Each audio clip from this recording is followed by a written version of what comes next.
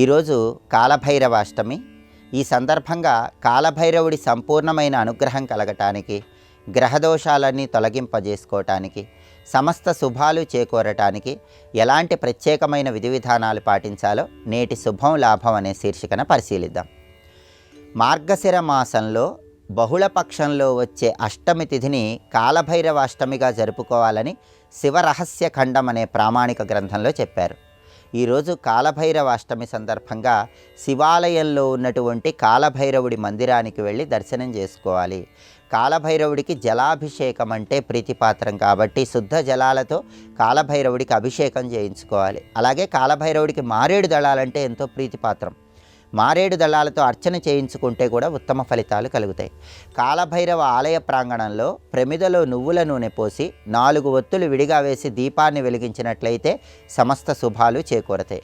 అలాగే కాలభైరవ అష్టమి సందర్భంగా ఈరోజు కూష్మాండ దీపాలు వెలిగిస్తే కూడా ఉత్తమ ఫలితాలు కలుగుతాయి. కూష్మాండ దీపాలంటే గుమ్మడికాయ దీపాలని అర్థం. గుమ్మడికాయ దీపాలు ఎలా వెలిగించాలంటే గుమ్మడికాయ 2 భాగాలుగా కోసి లోపల ఉన్నటువంటి విత్తనాలు మొత్తం తీసేసి వాటికి పసుపు రాసి 4 చోట్ల కుంకుమ బొట్లు పెట్టి గుమ్మడికాయ దీపాలు వెలిగించాలి.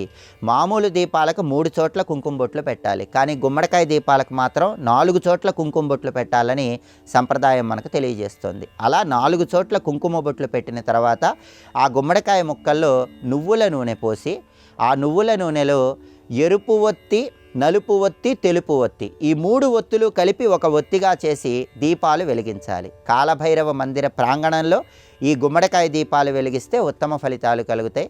దగ్గరలో కాలభైరవ మందిరం లేని వాళ్ళు మీ ఇంటి గుమ్మానికి ఇరువైపులా ఓం అష్టభైరవాయ నమః అనే మంత్రాన్ని స్మరించుకుంటూ విస్తరిలో రాళ్ల ఉప్పు పోసి ఆ రాళ్ల ఉప్పులో నవధాన్యాలు కొన్ని పోసి ఆ నవధాన్యాల మీద ఈ గుమ్మడికాయ ముక్కలు ఉంచి కూష్మాండ దీపాలు వెలిగించుకోండి. దానివల్ల కూడా కాలభైరవుడి సంపూర్ణమైన అనుగ్రహానికి సులభంగా పాత్రలు కావచ్చు. ఈరోజు కాలభైరవాష్టకాన్ని పఠించినా లేదా శ్రవణం చేసినా విశేషమైన శుభ ఫలితాలు చేకూరుతాయి. ప్రధానంగా జ్యోతిష శాస్త్రపరంగా శనిగ్రహ దోషాలు, రాహుగ్రహ దోషాలు, కుజగ్రహ దోషాలు ఈ 3 పాపగ్రహ దోషాల వల్ల తీవ్రమైన ఇబ్బందులు ఎదుర్కొంటున్న వాళ్ళు ఎవరైనా సరే కాలభైరవాష్టమి సందర్భంగా కూష్మాండ దీపాలు వెలిగించుకోండి, కాలభైరవుడికి అభిషేకాలు చేయించుకోండి. కాలభైరవుడి సంపూర్ణమైన అనుగ్రహానికి సులభంగా పాత్రలుకండి. అలాగే కాలభైరవుడికి మినుములతో తయారు చేయబడిన పదార్థాలంటే ఎంతో ప్రీతిపాత్రం కాబట్టి కాలభైరవుడికి నైవేద్యం సమర్పించేటప్పుడు మినుములతో చేసినటువంటి పదార్థాలు గారెలు నైవేద్యంగా సమర్పించటం, వాటిని ప్రసాదంగా స్వీకరించటం, అలాగే కాలభైరవుడి వాహనమైనటువంటి శునకాలకు కొన్ని గారెలు ఆహారంగా ఇవ్వటం ద్వారా కూడా కాలభైరవుడి అనుగ్రహం కలిగి పాపగ్రహాలు ఇచ్చేటటువంటి వ్యతిరేక ఫలితాలన్నీ తొలగింపజేసుకొని సమస్త శుభాలను సిద్ధింపజేసుకోవచ్చు.